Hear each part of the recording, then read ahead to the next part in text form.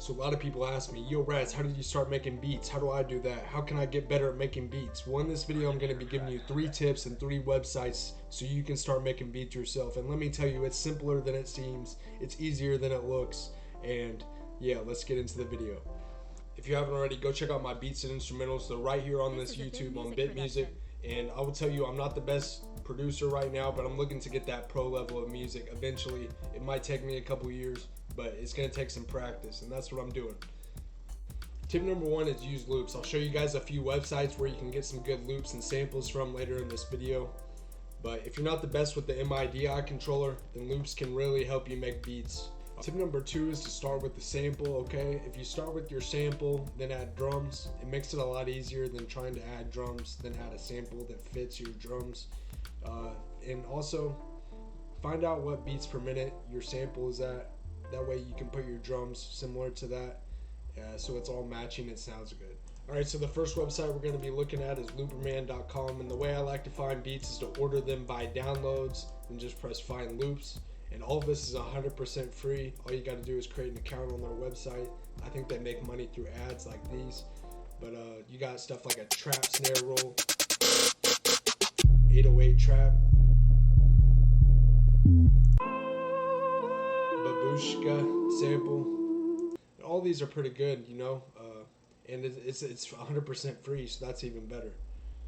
So once again, the first website is looperman.com. I'm going to take a few of these samples and see if we can make a beat with them real quick. Second website I'm going to show you guys is called soundtrap.com. They have all kinds of loops and samples. I actually took the babushka sample off of Looperman, and then it gave me good top picks for the project that would match the sample. So I put in some hi-hats, I put in some 808s, and I put in some snares. And let me show you what it sounds like real quick.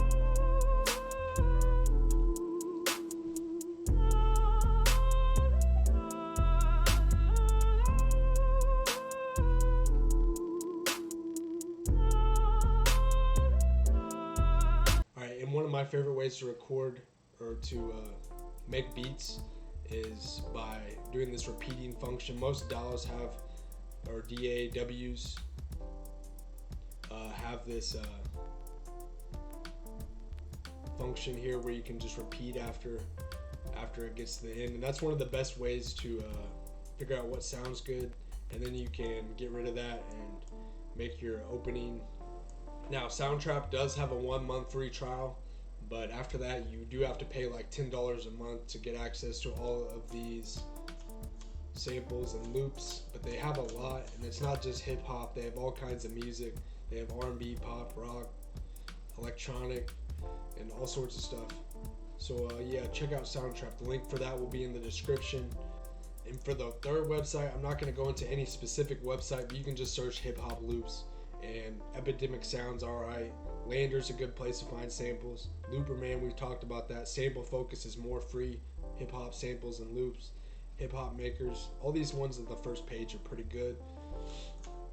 And yeah, you can also find them on YouTube as well.